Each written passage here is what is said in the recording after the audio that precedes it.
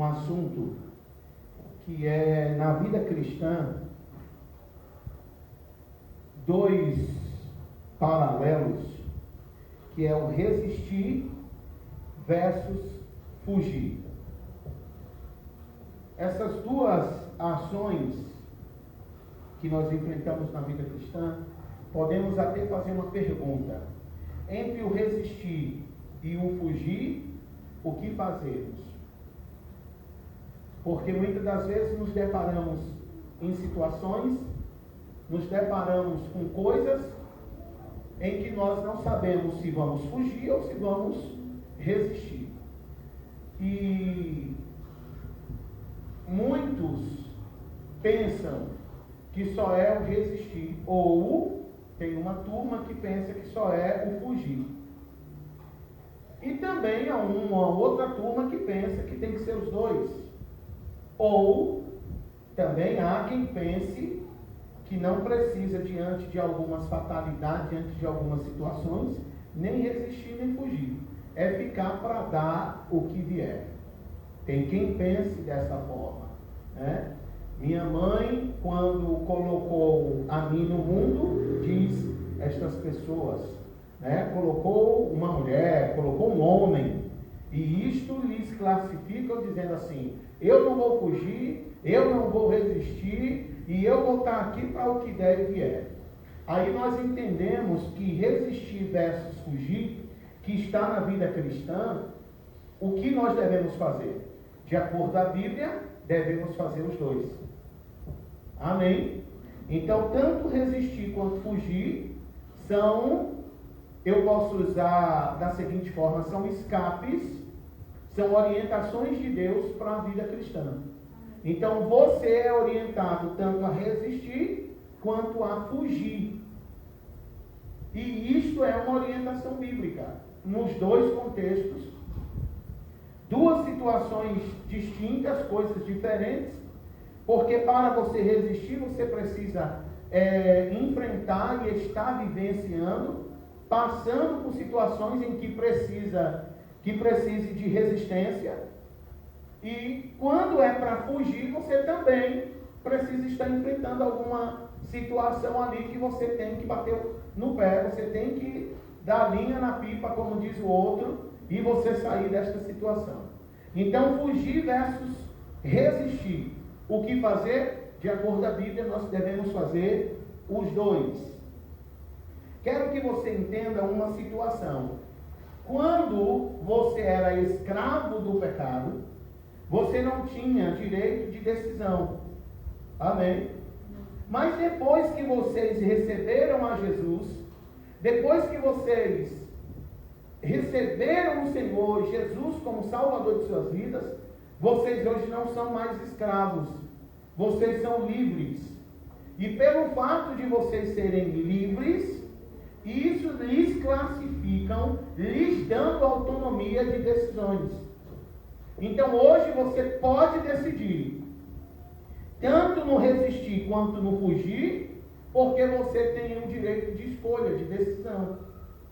Romanos capítulo 6. Aleluia. Deus é bom, gente? Romanos capítulo 6, versículo 14. Hoje nós vamos projetar pela NVI. Versículo 14 vai dizer assim: pois o pecado não os dominará, porque vocês não estão debaixo da lei, mas debaixo da graça. Então o pecado não terá domínio mais sobre vós. Esta condição do pecado não mais lhes dominar é que dá a vocês a liberdade de escolha. Lhes dá a liberdade do livre-arbítrio. Embora o homem, na sua composição, na sua criação divina, Deus os fez com livre-arbítrio. Deus nos criou com livre-arbítrio, aonde nós decidimos a nossa vida. Mas houve um período, principalmente na sua vida, que hoje é cristão e que recebeu Jesus como Senhor da sua vida, em que você não tinha autonomia. em que você não tinha o direito de escolha, porque você era escravo do pecado. E como já vimos, quem é escravo não consegue decidir. Quem é escravo não tem autonomia. Alguém que é escravo, ele só é mandado. Aí entramos dentro de um assunto em que o escravo do pecado, ele não consegue largar o pecado, sem que antes ele troque de dono, que é Jesus. Um pecador, uma mulher pecadora, um homem pecador, alguém que vive na dependência do pecado, você pode prestar bem atenção. Ele pode ser usuário de droga, ele pode ser usuário de qualquer outro vício, ele pode ser usuário de bebidas fortes, ele pode, enfim, ter uma vida destruída. Ele até tenta largar, mas ele não consegue, porque ele é escravo. Agora, se chega para uma pessoa que não é mais escrava, falando de você, você agora tem a decisão de escolha. Por exemplo, você que hoje está em Cristo, você pode decidir hoje em fazer o bem ou em fazer o mal. O mal hoje não mais lhes domina. O mal hoje não mais lhes dominam. Então você é livre. Agora, uma pessoa que está ainda debaixo do pecado, uma pessoa que está regida pelo pecado, ela não consegue. É isso que Paulo está escrevendo aos Romanos, capítulo 6, versículo 14, dizendo assim: o pecado não terá mais domínio sobre vocês. Por quê? Uma vez que vocês receberam Jesus como Senhor de suas vidas, vocês se tornaram livres. Agora, esse fato de estarmos livres, este é o contexto para nós decidirmos entre resistir e fugir. Quando nós percebemos em que há situações que chegam até nós, há problemas que surgem, e que essas coisas estão diante de nós e que vão nos envolver, nós precisamos ser muito mais espirituais do que naturais. Porque você, diante de decisões como fugir e resistir, são coisas que você não pode esperar por Deus. Você tem que fazer por si próprio. Amém, gente? Você tem que fazer por si próprio. Na questão do fugir, nós temos aí a definição para o fugir: desviar-se. O fugir tem algum perigo ali na calçada do lado direito, eu vou fugir daquela situação. Se aquela rua só tem ela para que eu transite por ela, eu vou para o lado esquerdo. Estou fugindo daquela situação. Você está entendendo? A definição ainda continua se dizendo para o fugir: retirar-se apressadamente. Quando alguém está fugindo, ele está se retirando apressadamente, para escapar, tanto a si ou a alguém, de um perigo.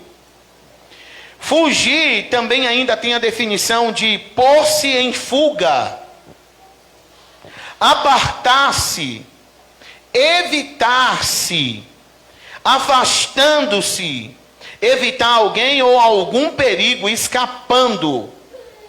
Quando nós observamos que a pronúncia fugir, ela nos dá tantas saídas para nós entendermos, porque muitas das vezes o pensamento pode ser raso para a questão do fugir. E nós precisamos ser muito hábeis, nós precisamos ser muito inteligentes, nós precisamos ter, irmãos, a sabedoria divina em ação na nossa vida, na habilidade. Porque o fato de que você está fugindo, isso não vai classificá-lo como covarde. Porque é isso que o diabo, ele prega para as pessoas não fugirem de situações. E nós temos algumas situações em que houve a precisão e a necessidade de alguém fugir. Essa principal que eu marquei aqui, fugir de situações ímpias, está envolvendo a vida do querido Elias, do profeta Elias. Diante de algumas adversidades, a Bíblia diz que ele enfrentou os profetas de Baal, em torno de 450, mais uns 400 e pouco de Azera, totalizando aí quase 1000 profetas de deuses. E quando ele sobe em um determinado morro, em uma montanha, e eles ali estão se desafiando, os profetas dos deuses, desafiando o profeta Elias, só ele, mais o seu companheiro de caminhada. E quando aqueles homens, aqueles profetas desses deuses, o instigam, o provocando, falando sobre o seu Deus, querendo que ele lhe desse prova de que Deus existia, o Deus que criou os céus e a terra. Então Elias vai de forma muito sábia e lhes propõe um acordo. Acordo este que Elias lhe propôs foi fazer um altar, colocar as pedras ali, preparar naquele altar valas, fazer valas naquele lugar, encher de água, colocar o sacrifício ali em cima. E Elias propôs da seguinte forma: o Deus que responder com fogo, este vai ser Deus. E aí os profetas de Baal, eles fazem conforme o proposto, eles fazem conforme o que eles decidiram, colocam lenha no altar, preparam o altar, faz-se as valas no altar, enche-se aquele lugar de água, as valas que estavam naquele altar ficaram cheios de água, ao ponto de transbordar, e os profetas de Baal clamaram. Clamaram o dia todo, clamaram a noite toda, e nada de Baal fazer alguma coisa. Nenhuma luzinha apareceu. E aí é claro que Elias, não perdeu a oportunidade de falar que talvez ele estivesse viajando, porque não lhes ouvia. Elias não perdeu, junto com os da fé, a oportunidade de falar assim: rapaz, será que esse Deus mesmo está te ouvindo? Faz alguma coisa aí, porque é muito tempo que você está clamando, orando e nada acontece. Aí quando chega o momento de Elias, porque os deuses, ou Deus Baal não lhes respondeu, aos seus 450 profetas, não houve resposta de oração, não houve resposta dos seus rogos, então chega o momento de Elias. Então Elias levanta as mãos para os céus, agradece a Deus, ora ao nome de Deus, e a Bíblia diz que algo acontece. Rapidamente, fogo cai do céu.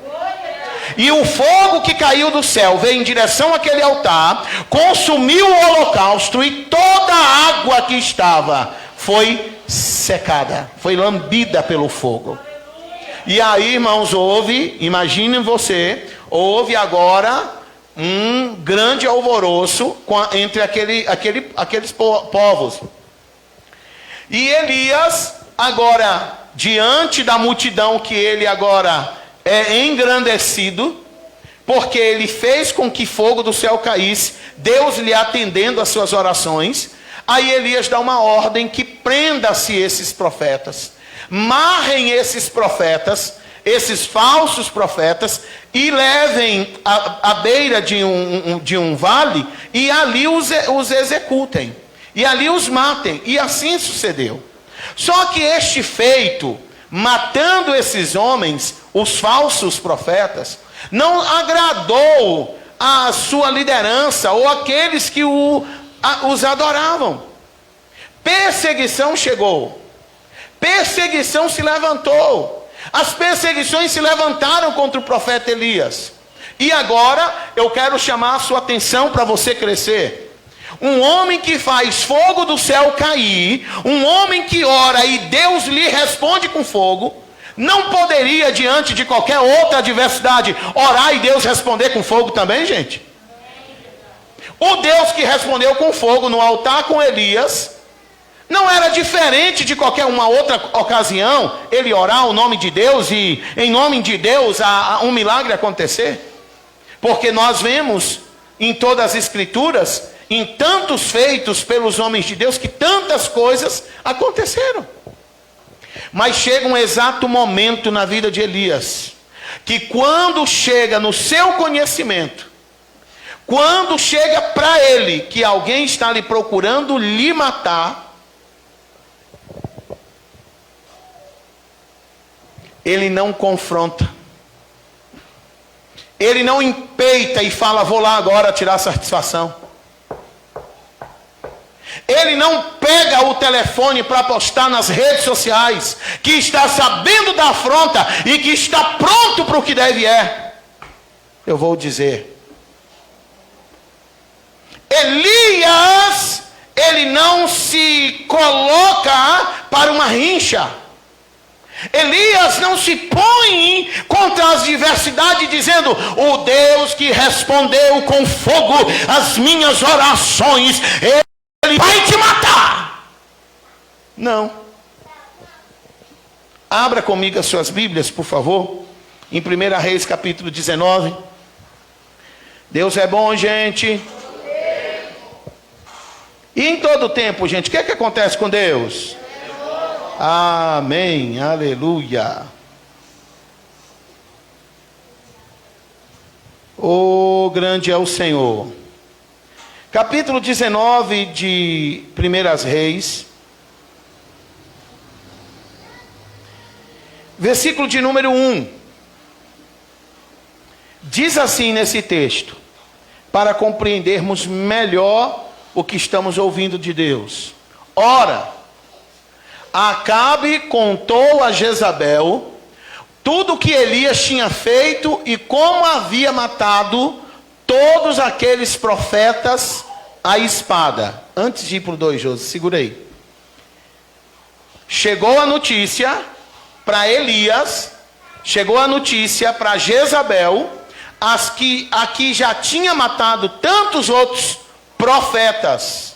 Era a mulher que mais tinha mortes de homens na época. Chegou para ela agora que os profetas de Baal, os profetas de Azera, outros homens que idolatravam algumas entidades, alguns deuses, haviam sido mortos ao fio da espada. E olha só o que vai o desfecho, versículo 2. Por isso, Jezabel mandou um mensageiro a Elias para dizer-lhe que os deuses me castiguem com todo rigor, caso amanhã, nesta hora ou nesta mesma hora, eu não faça com a sua vida o que você fez com um deles. Que você fez com a deles. Aqui ela mandou dizer assim, Elias, pegou o seu mensageiro, vai lá e diz para Elias, que eu já sei do que ele fez. Eu já sei do que ocorreu lá no monte. Eu já sei o que se deu lá. E que todos os profetas estão mortos. Ela se levantou contra a sua vida. E mandou dizer, a mesma hora de agora, de amanhã, o mesmo tempo, vamos colocar agora, são 19h20. Elias está recebendo agora a mensagem, às 19h20. E Jezabel lhes disse da seguinte forma, amanhã, por estas horas, às 19h20 de segunda-feira, do dia 1º de fevereiro de 2021, olha só o que ela disse ali, queridos irmãos, que os deuses me castiguem com todo o rigor. Ela estava se colocando a desejos dos deuses para o seu próprio mal, se ela não fizesse a vingança, se ela não cobrasse vingança da morte daqueles profetas que Elias havia derrotado no capítulo 18. Você está entendendo e crescendo? Diga glória a Deus. Então aí ela prossegue da seguinte forma. Aleluia. Elias teve medo e fugiu para salvar o quê? A sua vida. Elias teve medo e fugiu. É o nosso primeiro ponto que nós estamos vendo. Fugir versus resistência. Resistência versus o fugir. Elias, quando soube disso, dá a sua atenção para você crescer um pouco mais. Elias, quando soube que Jezabel já sabia do ocorrido e que ela estava ali prometendo morte, irmãos, eu quero que você compreenda que o mesmo Deus que respondeu a oração de Elias com fogo, poderia consumir Jezabel, só bastava Elias clamar. Mas Elias não queria problema. Embora o fim dessa moça, o fim dessa mulher, ela é terrível. Mas não foi agora Elias que resolveu essa questão. Então a Bíblia diz que Elias foge. Aí é onde eu não entendo. E eu acho que é onde também você não entende. Porque um homem que orou e fogo do céu caiu, diante de uma ameaça tem medo e quer fugir. Deus está dizendo para você nesta noite, amado, que tem situações na sua vida que não é na força do seu braço que você vai resolver. Deus está dizendo para você que diante das provas que estão chegando, não é com a força do seu braço que você vai resolver, não é você falando, não é você gritando, mas é você fugindo. É você fugindo. Elias tem medo e foge para salvar a sua vida. Diante de uma adversidade ímpia, diante de uma adversidade, de algumas situações, Elias foge, mostrando-nos como é que vence. E aí, para você não ficar perdido com esse texto, o texto prossegue e diz que Elias vai para uma caverna, caminha ali um tempo, acha uma caverna, fica com receio. O anjo do Senhor aparece, lhe traz pão, lhe traz carne, lhe traz uma jarra de água e fala assim: está na hora de você se alimentar. Aqueles que fogem, aqueles que dependem de Deus, é Deus que lhes sustenta. Aqueles que vê o problema, aqueles que o diabo está colocando alguém no seu caminho para lhe empeitar, e quando você foge, é Deus que toma a tua causa. Pode aplaudir, gente.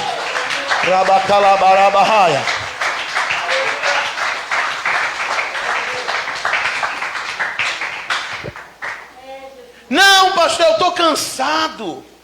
Não, pastor, eu vou resolver do meu jeito, sabe? Porque eu já orei demais.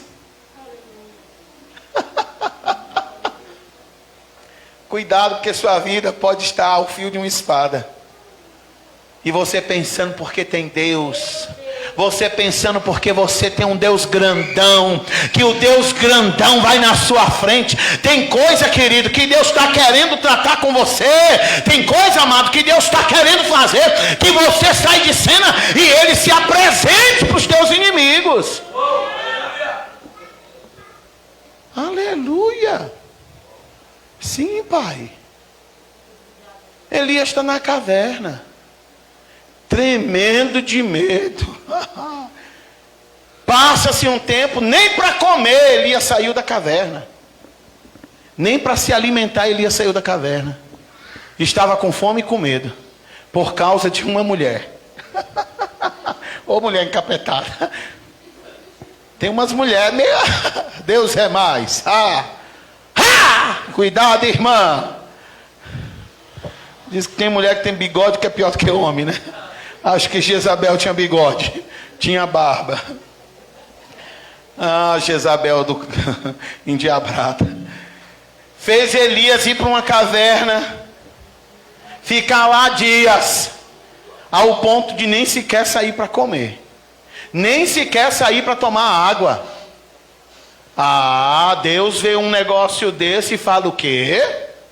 Eu preciso, rapaz, me apresentar, porque meu servo fugiu, porque meu servo me dá a oportunidade de se apresentar diante de um problema que não é dele. Amado, você sabia que os problemas que surgem contra você não são seus? Porque você tem dono. Todo e qualquer problema que se dá com os nossos filhos, somos nós os pais quem tomamos a frente. Você é filho de Deus. Você é filha de Deus. Se você entendeu, tem uma reação disso, gente. Pelo amor de Deus. Então a Bíblia diz que agora chega um ser divino, chega um anjo, e o anjo toca no lado dele, dando a entender que ele está dormindo, descansando daquela situação, guardando a sua vida. O anjo chega e fala assim: se alimente, porque muito grande será a tua caminhada. Tem situações que chegam na sua vida que você pensa que é o fim. Teve momentos, como você já passou de muitos, e hoje alguns ainda estão tentando te parar, em que Deus está dizendo: se alimente hoje, porque você não vai morrer. Se alimente hoje, porque você não vai parar. Aleluia. Aleluia. E talvez o diabo está dizendo aí para você, ou mandou algum mensageiro, que vai acabar com a tua vida.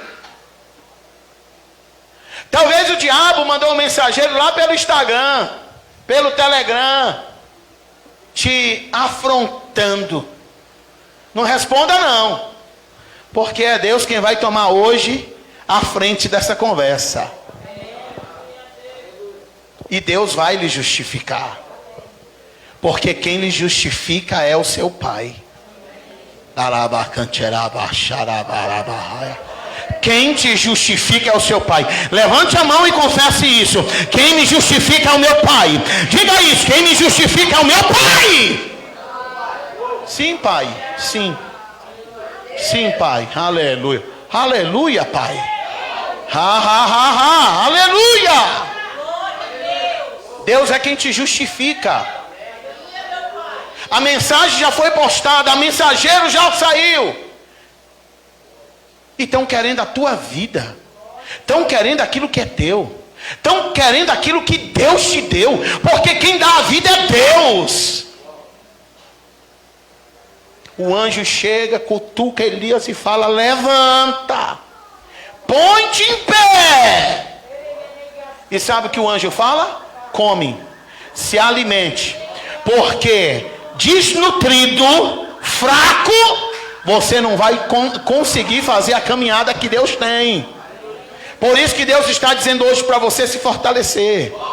Deus está dizendo para você beber, beba da água, coma do pão que desce do céu, porque muito longo será a tua caminhada.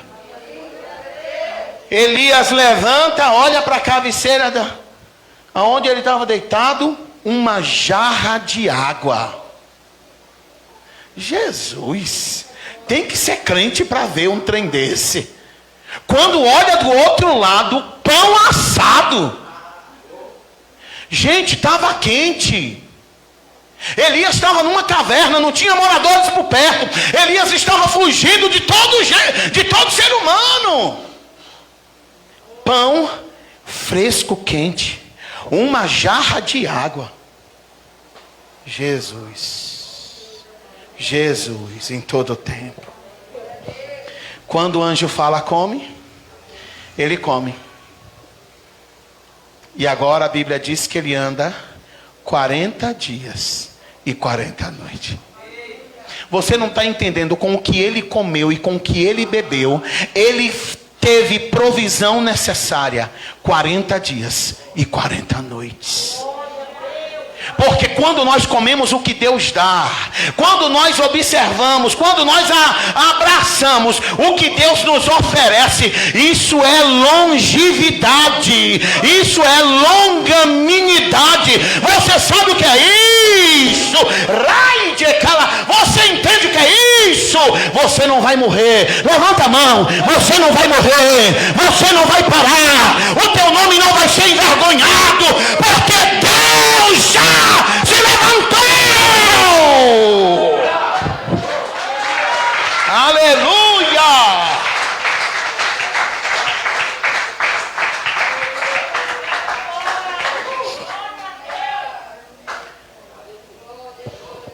Fugir. Pastor, eu não sabia que fugir resulta tudo isso. Já estou preparado. Hashtag fugiu. É isso que você tem que fazer. O diabo levantou alguém te empeitando. Hashtag foge. Agora nós não fugimos somente de situações ímpias como esta que Elias enfrentou. Nós não fugimos somente de situações semelhantes a estas. Nós fugimos da impureza sexual. Nós fugimos da impureza que nos é ofertada na nossa carne, porque a nossa carne ainda não foi salva. O meu espírito já está salvo, minha alma estou salvando e o meu corpo vai ser transformado. Aleluia. Abra sua Bíblia, por favor. Ainda na NVI, por favor, Jô. 1 Coríntios capítulo 6. Você pode confessar declarando: eu estou crescendo muito. Versículo 18, nós vamos ler 3 versículos. Fujam da imoralidade sexual.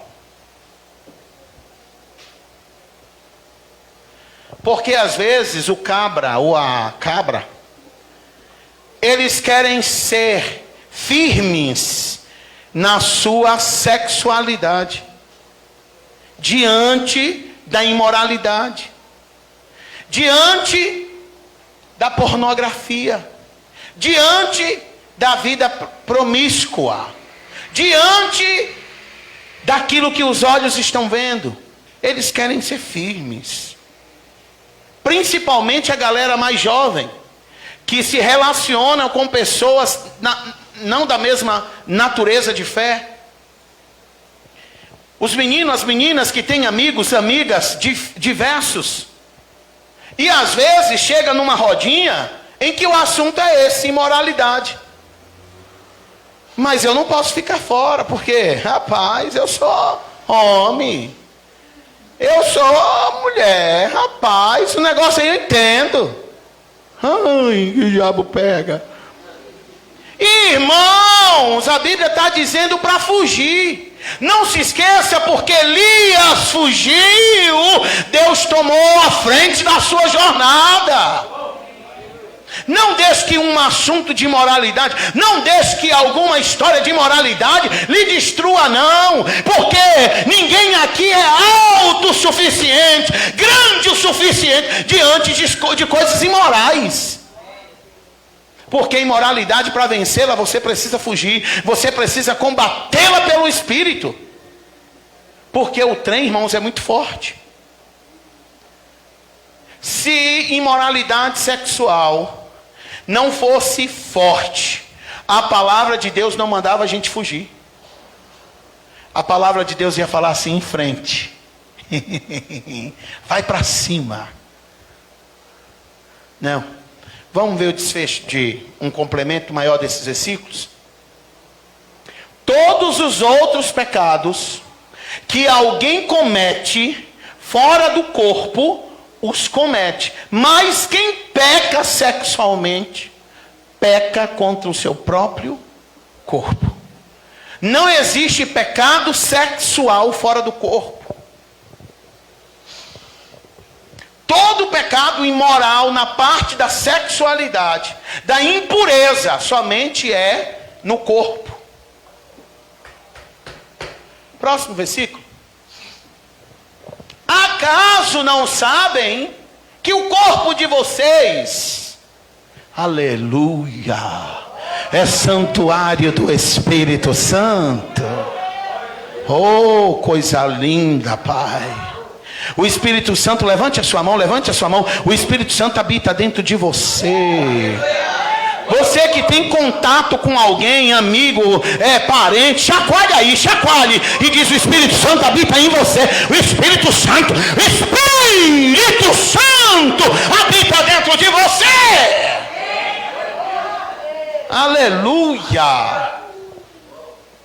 E por causa do Espírito Santo habitar dentro de nós, é que nós precisamos entender essas coisas. Porque, o Espírito Santo está dentro, eu sou forte. O diabo, querido, está assim, só te mirando. Querida, o diabo está assim, só te mirando. Ó. O cão não está dormindo não, gente, com vocês não. O diabo, enquanto vocês dormem, ronca e peida. Falei, tem meses que eu não falo, né? 2021 é a primeira vez que eu falo peidar. Quem peida, levanta a mão e diz amém. Você de casa também peida. Irmãos, preste bem atenção. Irmão Cláudio até demais, né? Ele está lá com as duas mãos e os pés. Dá livramento à irmã Cláudia, Jesus. Crê em Deus Pai. Irmão, se você sentir algum fedor desagradável, é o irmão Cláudio lá atrás. Estou brincando, amados, mas volte aqui, por favor. Volte aqui. O diabo, ele não brinca de ser cãozinho de chifre.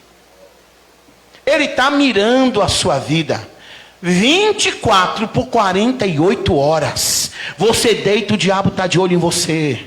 Já nós vamos chegar num texto aqui que você vai comprovar que o diabo está ao derredor. O diabo está ao derredor. Ele está muito perto. O diabo está muito próximo de você. Crê em Deus Pai, pastor, dá livramento. Mas enquanto você tiver consciência que o Espírito Santo habita em você e que teu corpo é templo dele, o diabo não tem poder de tocar em você. O diabo pode até estar ao redor. Agora ao redor, não é em derredor não. Ele pode até estar ao redor, mas ele não vai tocar. Se você tiver consciência de que teu corpo é templo do Espírito Santo. Ele vive em derredor. Mas mesmo se ele conseguir passar do derredor para o redor, mais próximo, se você tiver consciência de que o teu corpo é a habitação do Espírito que é santo, o diabo não te toca.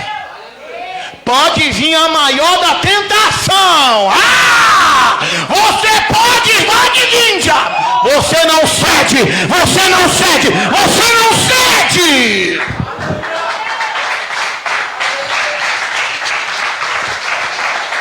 Aleluia. Aí a Bíblia diz que nós, né, somos templo do Espírito Santo que habita em nós. E que lhes foi dado esse Espírito Santo por quem? Pelo Pai. O Pai, seu paizinho. Quantos amam o seu Pai celestial? Te amo, Pai.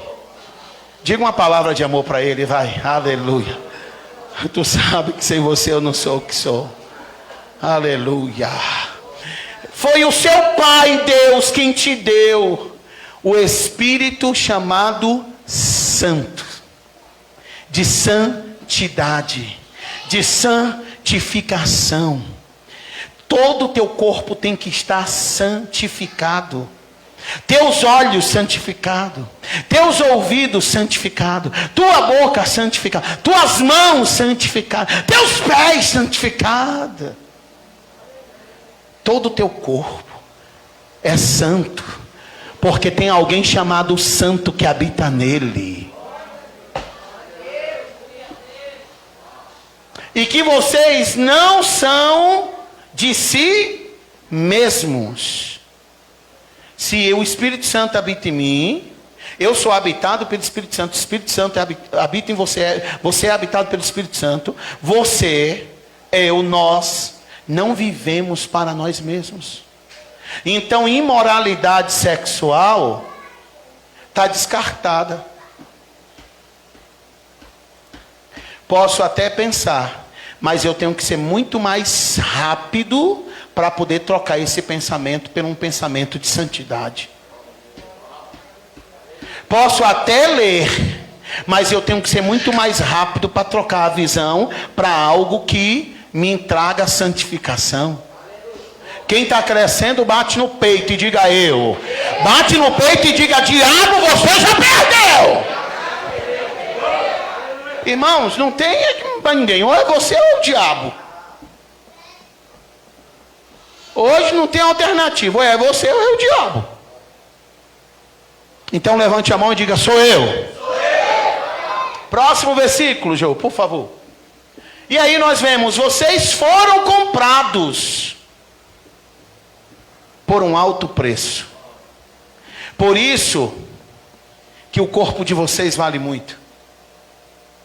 Porque vocês foram comprados por um alto preço. Portanto, glorifiquem a Deus com o corpo que vocês têm. Com o corpo de vocês. Então, qual é aquela musiquinha das crianças? Joelho de pé. Cabeça, joelho e pé. Todo o corpo tem que glorificar a Deus. Todo o seu corpo tem que ser para a glória de Deus. Irmã, irmão, jovem, adolescentes. Você não estando aqui, você glorifica a Deus aonde você estiver. Você que é casado, preste bem atenção. Você glorifica a Deus independente do teu cônjuge. Porque antes de você ter uma aliança com um homem, com uma mulher, você teve uma aliança com Deus. Você honra a Deus. Faz barulho porque o diabo está pegando dele e indo para o inferno.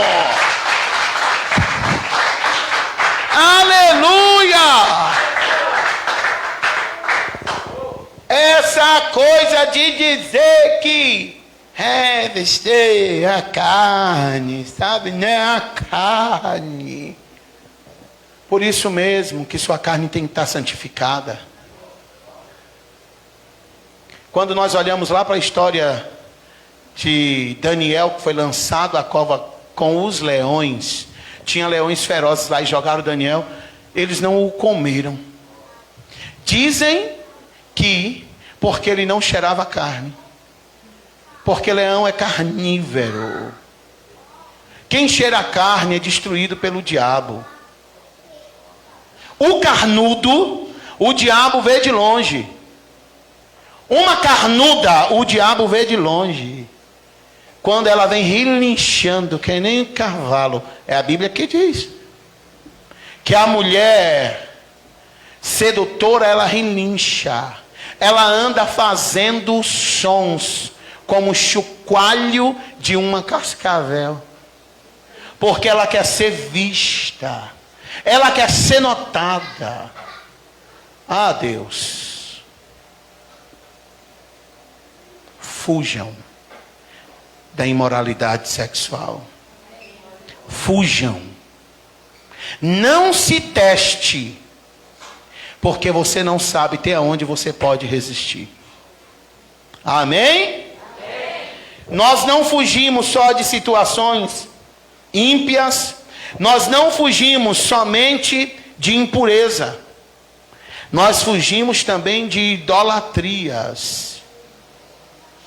Idolatria tem a definição clara do português: culto que se presta a ídolos, amor excessivo, admiração exagerada. Isto é idolatria. Quando você percebe que no seu coração está se formando um amor excessivo, ao ponto de você não ter visão e nem mais interesse por nada, somente por aquilo. Quando você percebe que no seu coração está havendo uma admiração, em que você não tem mais atenção para nada, somente para aquilo, de forma exagerada, fuja. Eu agora tive ter uma visão. Alguém com amor excessivo, alguém com admiração exagerada, fugindo o corpo e a cabeça ficando para trás. Porque a cabeça quer, os desejos querem, mas pega a perna e corre! Sai fugindo. Mesmo que você olhe para trás, é perigoso porque você pode se arrebentar na frente. Mas fujam. Porque melhor do que vocês mesmos não existem para saberem aonde vocês têm colocado o amor excessivo de vocês, a admiração excessiva de vocês, a admiração de forma exagerada. Isto é idolatria. Idolatria, um poucas crianças, idolatria não é só você pegar uma imagem e pendurar, ter uma imagem em cima da cabeça. Não. Idolatria é nenhuma definição. Culto que se presta a alguma entidade. Amor excessivo. Admiração exagerada. Sabe o que Paulo falou sobre isso? 1 Coríntios capítulo 10. Você está bem? Diga aleluia. Aleluia. Glória a Deus. Capítulo 10, versículo 14. De 1 Coríntios. Acompanhe esse texto para você ver um pouco sobre idolatria. Olha o que a Bíblia vai dizer. Por isso, meus amados irmãos, leem, por favor. Então eu vou ler uma parte e vocês, na hora que eu parar, vocês elevam as vozes. Por isso, meus amados e queridos irmãos, fujam da idolatria. Ué, para fugir da idolatria, o que é idolatria? Amor excessivo, amor exagerado, admiração exagerada, culto que se presta a ídolos. Vocês são inteligentes para saber aonde o coração de vocês está andando. Vocês são inteligentes para saber aonde vocês têm colocado o coração de vocês. Se você tem um amor exagerado por um trabalho, ao ponto de você colocá-lo na frente de tudo que você precisa para prestar a Deus. Irmãos, eu nem vou entrar nesse mérito, porque senão eu vou me desviar. Eu vou continuar lindamente falando de idolatria por outro lado. Amém, gente? Porque, amados, nós somos engoldados, somos atraídos muito facilmente e permitimos que coisas se formem dentro de nós. E essas coisas que são formadas dentro de nós e que está tendo uma porcentagem maior do que as coisas do Espírito, isso é idolatria. A Bíblia está te orientando para você fugir disso. Próximo versículo, por favor. Farei uma leitura mais extensa, tá? Até o versículo 22, Jô. E estou falando a pessoas sensatas. Julguem vocês mesmos o que estou dizendo. Olha o que o apóstolo Paulo está falando. Não é verdade que o cálice da bênção que abençoamos é uma participação no sangue de Cristo? E que o pão que partimos é uma participação no corpo de Cristo? Por haver um único pão, nós, que somos muitos, somos um só corpo, pois todos participamos de um único pão. Considerem o povo de Israel. 2 pontos, olha a consideração. Os que comem dos sacrifícios não participam do altar? Olha o que ele está dizendo sobre isso. Portanto, o que estou querendo dizer? Será que o sacrifício oferecido a um ídolo é alguma coisa? Ou o ídolo é alguma coisa? Não. E ele exclama. E aí ele fecha a sua linha de entendimento. Quero dizer que o que os pagãos sacrificam é oferecido aos demônios. E não a Deus. E não quero que vocês tenham comunhão com os demônios. Quando você coloca seus sentidos, suas emoções em coisas, irmãos, vocês são inteligentes. Versículo de número 19. Paulo disse para eles dessa seguinte forma: portanto, o que estou querendo dizer? Versículo 18, Josi. 20.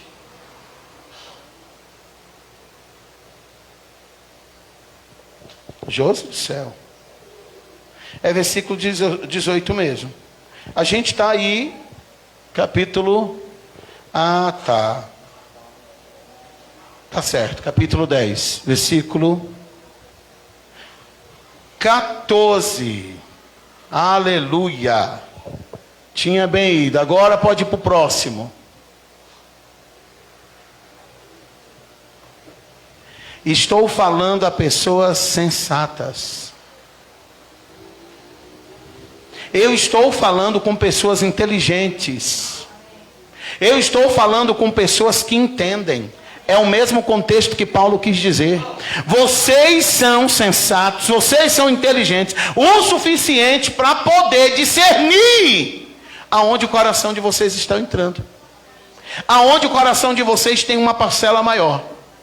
Correndo contra o tempo, porque agora já está chegando o momento de pararmos, nós estamos falando sobre resistir versus fugir. Vimos a questão do fugir. Vamos pegar aqui um assunto rapidinho para a gente poder resistir. A pronúncia resistir, ela tem a definição clara que se oferece. Oferecer resistência, não ceder, recusar-se, negar-se, opor-se, não sucumbir, sobreviver, subsistir, oferecer resistência. Quando alguém está resistindo